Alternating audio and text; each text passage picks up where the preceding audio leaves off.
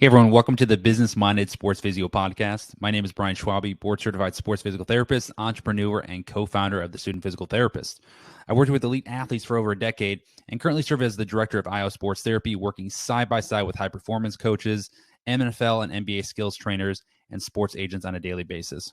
I'm also an author, sports medicine consultant, course creator, speaker, and concierge sports therapist, traveling with professional athletes and celebrities. I created this podcast to share my experience as a sports physical therapist and entrepreneur so that I could give you everything you need to know to cash in on your passions, monetize your expertise, and create your own career Super Bowl. With that in mind, welcome to the podcast. Hey everyone, welcome back to the Business Minded Sports Physio podcast. In today's episode, I'm going to talk about getting paid to travel with clients as a sports physical therapist.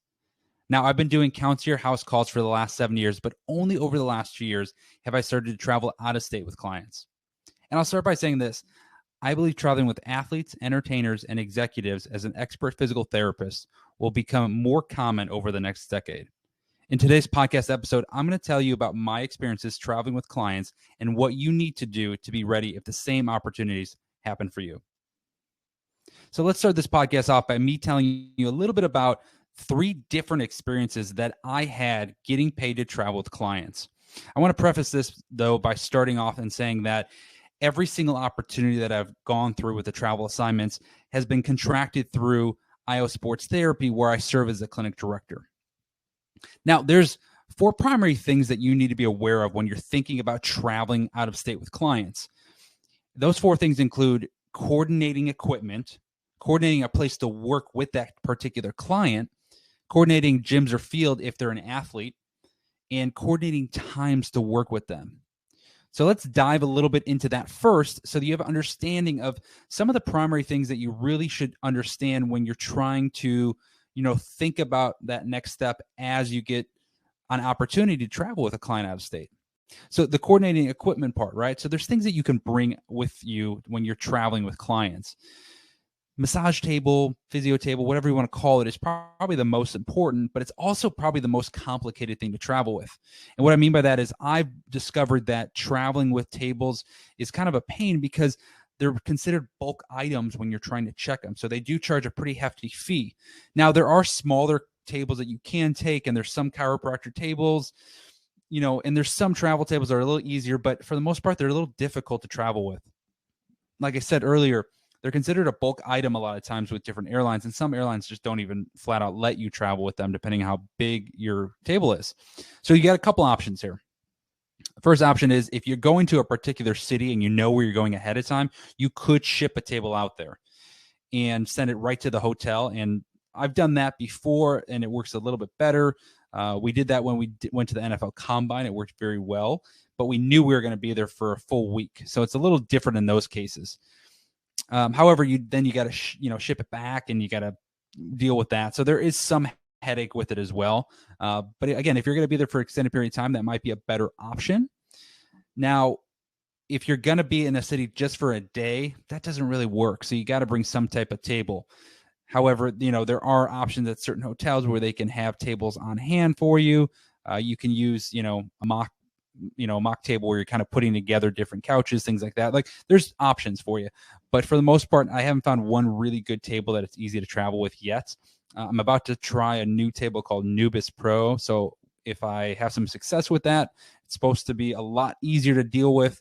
It's an overseas product, but if it ends up working out, I'll let you guys know about that. Now, other tools that you want to think about bringing equipment-wise, maybe resistance bands, maybe some type of weights, EMR supplies if you're going to be on the field and you might need to work as an emergency medical responder, or you just want to be prepared for that, which I always think is smart to do. And then even like manual therapy tools, right? Whether it's tools, whether it's using your hands, whether it's free up, things like that. Those are things you want to make sure that you're thinking about ahead of time. Now, the second one, as far as coordinating a place to work with that particular client, well, that's going to depend on the client you're traveling with and the places that you're going to, right? So all my experiences have been going to different hotels, traveling. So, in those cases, you can either use a hotel room if you have the size for it. Maybe it's a suite, so you have a little bit more room. You could coordinate a conference room if you call the hotel ahead of time. Sometimes you need to pay for that. Sometimes, if it's a small, little hotel and it's completely empty or it's not being used, they will let you use it sometimes. So those are options as well. So you really need to think about that ahead of time and start coordinating those things by calling ahead to the hotel to figure out what the best situation would be. Now, the third one, coordinating gyms or fields, well, that's going to depend on the particular client. So if you're traveling with an athlete and you need to get to a basketball court, if you need to get to a field, typically I would say look around the area that you're going to be first and then figure out, okay, is there a high school nearby? Is there a college nearby? Is there a community college, which is a little bit easier? Is there recreational fields? And then start making phone calls unless somebody's doing that for you. A lot of times I've had managers or agencies help me with that and set that up. Other times I've had to actually, literally reach out to different entities to figure out, is this possible? Can we rent it out? Coming up with numbers, things like that. And then fourth is coordinating times, right? And that one can be a little tricky because schedules can constantly change depending on who you're traveling with.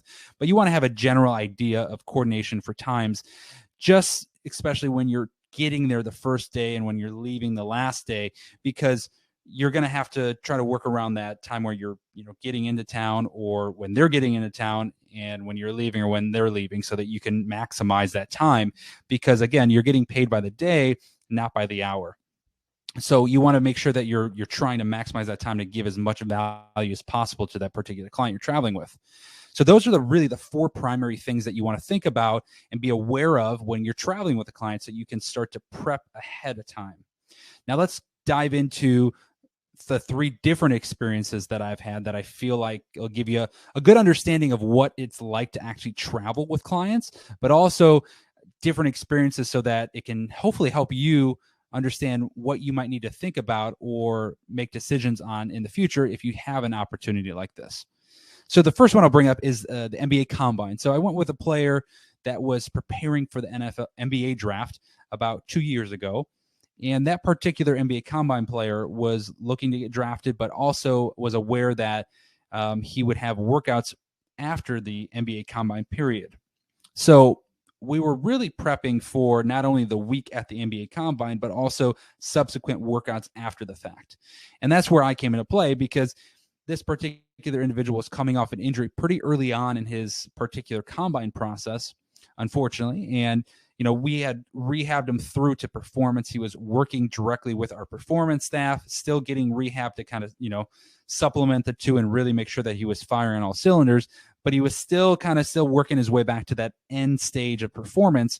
And he really wanted to give himself every opportunity possible to really have a good showing. So you would get either more workouts or just really increase his draft stock. So, it became a thing where about a week before, his handler and his agency, talked to me about it. He talked to me about it, about potentially going to Chicago with him so that I could help him with the post recovery days, things like that, and just getting him prepped for the next day because the NBA Combine is pretty intensive for a week. You basically go through drills the first couple days, and then you have 5v5 games in the next 2 days. And then there's interviews in between, and then again, immediately you'll go into workouts probably afterwards. And if you do your pro day, which most of the guys did that year at the Combine, the final day, then you really got to prep for a full week and then some. So the idea with me going with him was, hey, when he's there, every single night, work on him, do some soft tissue recovery work, do some assisted stretching, kind of just make sure that he recovers the best he can and he has his body firing on all cylinders. And also just being aware of his previous injury he was coming off of to make sure that doesn't get worse and it kind of stays at bay. So that was the idea with that particular travel assignment. And really what I would say about that is, it came down to a couple things, right? Coming into Chicago, I had my flights coordinated for me by the manager and I had my hotel room coordinated.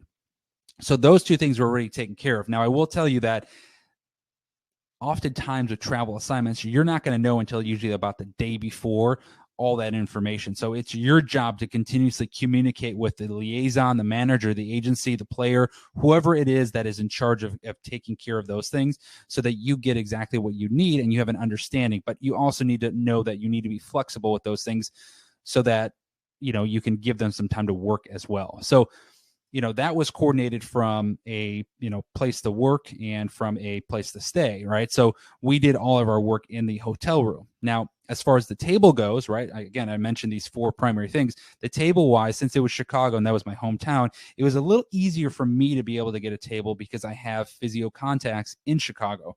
So I was able to look up my old mentor and reach out to her, and she was able to give me a table for that week, some free up so I didn't have to travel with that, and then any other equipment that I may need. So that was really, really helpful. And that's a unique situation where that was actually available to me. So I took advantage of that. And I was fortunate because, again, that's the biggest headache is the equipment travel, the table, things like that. So from an equipment standpoint, that was coordinated. From a hotel standpoint and, travel assignment, that was taken care of. And I understood that we were just going to do it in the hotel room, which was perfect because they were big hotel rooms. We could lay out the table, we could do things. So that was an opportunity where that was already taken care of. Now, as far as coordinating, gyms to go to and getting some work in, that was a kind of a combination between myself and the liaison for him, where we had to coordinate getting into DePaul at certain times so he could do some workouts, we could do some body work, we could do some prep work, we could just check in on things. And again, fortunately, I'm familiar with Chicago, so that made my life easier. But again, that's where that last one, coordinating times and schedules, comes into play, because I had to be ready for that, understand the traffic patterns, understand when to be at the gym, when to be at the hotel room, and everything in between. And that's just a communication thing. So understanding, okay, and this is generally what his schedule is going to be day to day. He could be done between these times. Let's be ready for that. And then let's coordinate stuff after that. So we have ideas. So that was one thing that I had to constantly be shifting with, was scheduling for, gym, hotel room, things like that. But I would say for the most part, that was either early in the morning or late at night. Some of it was in the early afternoon, but very little of it was. It was usually in the beginning of the week. It was only the early afternoon because there was only drills. But as the week went on, there was games, and then there was pro day and things like that. So it was mainly work at night afterwards.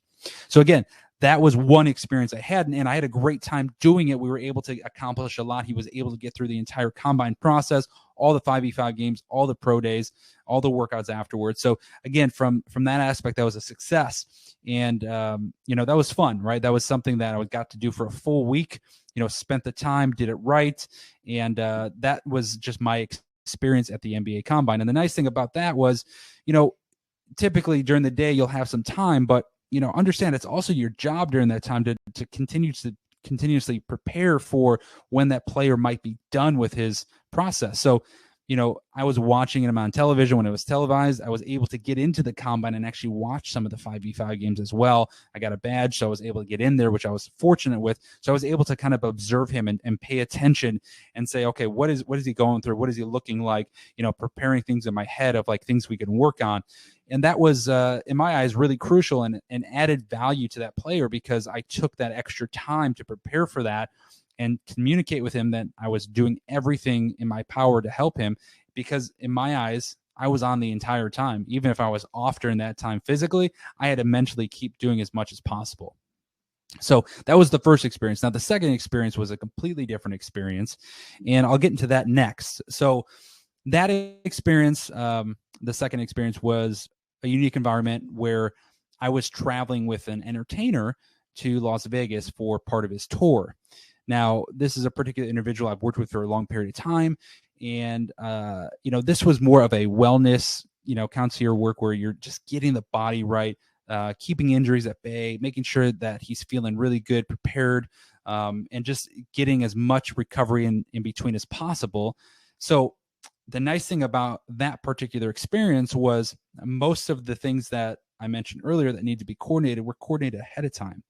So in this particular case, the manager was the one that was coordinating everything from hotel rooms and coordinating times and equipment. So in Vegas, we didn't have to get a table. They had a table, ready to go in the hotel, and just brought up to a suite. They had any type of equipment I would need at any moment that could be brought to the room, right? So from that aspect, my life was really easy. But also from a traveling aspect, right, I could bring as much as I wanted because we flew by private jet. So not only was that a unique experience because I'd never done that, right, but it also allowed me to understand that like I can literally bring anything and I'm not going to have to worry about bulk items, things like that. And I can, be really, really prepared if I need to be bringing certain things on the plane, because you can bring anything you want on that. So that was a unique experience, and that made my life a lot easier because I had unlimited access to equipment. So, from that aspect, easily taken care of from a coordination standpoint. The way that looked in that particular case was working with that client, pre-show warm-ups, similar to pro athletes, right? So you're increasing blood flow, getting muscle recruitment, going through movement prep that we would typically be going through, things that particular entertainer is going to be doing on stage, but not doing so much that it's going to limit or going to fatigue him and limit him when he's getting on stage, right? And that's the key is when you're in this hybrid role of being a physio but also performance, you have to be able to understand who your client is and make sure that you're not blowing them out before they're doing what they have to do. So that was a pre-show thing that we did. And then post-show, we would do more recovery, body work, assisted mobility, making sure the hydration was right, and just making sure that the next day that person would be as fresh as possible. And, that was fun too, right? So from that aspect, I had a great time doing that because that was really easy from a coordination standpoint. The schedule was unique because during the day, that's the time to sleep, but during the nighttime, that's the show time. So during the day, I was pretty free. And then starting around 5 o'clock to about 3 a.m. is when I would be working, right? So, from that aspect, that's definitely a different travel assignment. There's not as much where I can, watch during the day like I did with the first particular travel assignment that I talked to you about, when I'm watching the NBA player practice and things like that. This particular case, I'm watching the show, but I've already done all my work. So during the day, I kind of have some free time. So that one was, again, fun, exciting, really valuable for that particular client, and allowed that person to continuously just push that wellness, push that, fitness side of things, and just be as prepared as possible.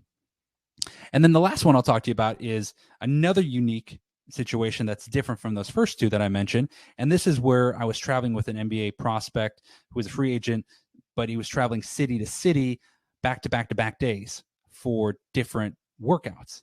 And the tough part about that is that the cities were all away from each other. So it was Cleveland, then Houston, then Sacramento. So it was boom, boom, boom, but different cities across the U.S. So that one was probably the hardest one from a coordination standpoint. And this one where I really had to communicate strongly with the liaison at the agency, the player's handler, and then also the player, because, that player is working out for that team during the day, and then boom, I'm going there at night and I'm working with that particular individual. And then, hey, we fly out at different flights, we're not on the same flight because teams will pay for that athlete to travel to their workouts, but then he's got to take care of me. So that's where his liaison comes into play to get the hotel rooms, get the flights, all that stuff.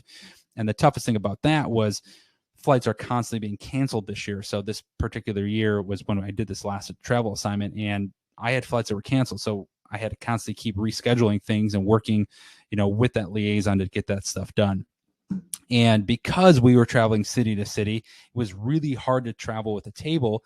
And the airlines that I was traveling on wouldn't allow bulk items. So, we called the hotel rooms ahead of time, or the hotels ahead of time, and just got extra long couches, things like that, sofas, so we could make things work. But, this was a particular assignment where I'm working on a particular injury that didn't require as much of that, but also just kind of body work and just making sure that they're prepped and recovery stuff. So I brought Normatex with me. I brought manual therapy tools. We used the hotel gyms. Like, those were things that we could have access to. But it was definitely a little bit harder from a coordination standpoint to get everything done. And that's where, again, you need to be aware of this if you start traveling with athletes, especially if you're going to do back-to-back-to-back days. Figuring out each city ahead of time to the best you can is really where you can make the most improvement in making sure that it's a good day for that athlete and you to get some work in. So those are the three primary experiences I've had that I feel like are a little bit different from each other, but also hopefully can give you a little bit of an understanding on what that actually looks like to travel with a client. But let's talk a little bit now about, what are the keys to making that successful and landing a gig like that? Because as you can tell, those are unique experiences, but they're also really fun and they're different. And, I think that, again, like I said earlier, I think we're going to start to see a lot more physios that are experts in their field start to do that more and more and get paid for it. So there's 4 keys in my eyes that will help you be successful at that and land that at the same time. I think number one, you got to be a hybrid, meaning that you got to have some type of hybrid, whether it's physio work plus performance work, physio work plus like just pure manual work, maybe performance and emergency medical responder work, whatever your niche is, where you can serve that particular client at the highest level and you can save them some time and give them some really high value, then that's probably the most important thing. And that goes into key number two, which I think is demonstrating very high value for what they need and what they want. So that's really important to understand. They're going to want certain things that are going to make their life better, easier, or more manageable, right? Depending on the type of client, whether it's an executive, an entertainer, or an athlete, right? Those are the ones that are going to understand what they kind of need and want. And hopefully you've worked with them at enough at that point where you guys can have that conversation. And, I think that's where if you can demonstrate such a high value, then it's worth it to them. And then the third key I would say is, you save them time and, it gives them some trust. So saving them time instead of them having to search for random practitioners or even, a recommended practitioner in a different city, because they're not going to trust them. They're not going to know how to handle that. And it makes their life a little bit more complicated because now they got to negotiate price. Now they got to, make sure that the person is available. They don't know how they're going to react to them. Like there's too many unknowns. So if you have a really good relationship, good trust with a particular client, well, now by you being able to go with them, you're adding some value, you're adding the trust factor, and they don't have to waste time, which is so important for them.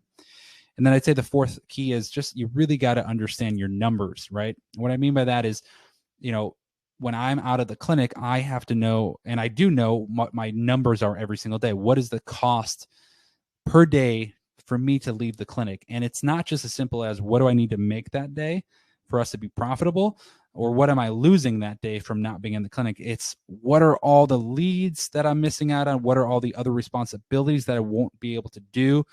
As clinic director, I am responsible for my staff, for the clinic health, for any leads, for businesses, for speaking with the agents, speaking with other practitioners, speaking with other doctors. Like these are all things I'm missing out on. So I have to put that cost into, me leaving the clinic, right? And then on top of it, I want to make sure also that I understand, okay, is my travel being paid for?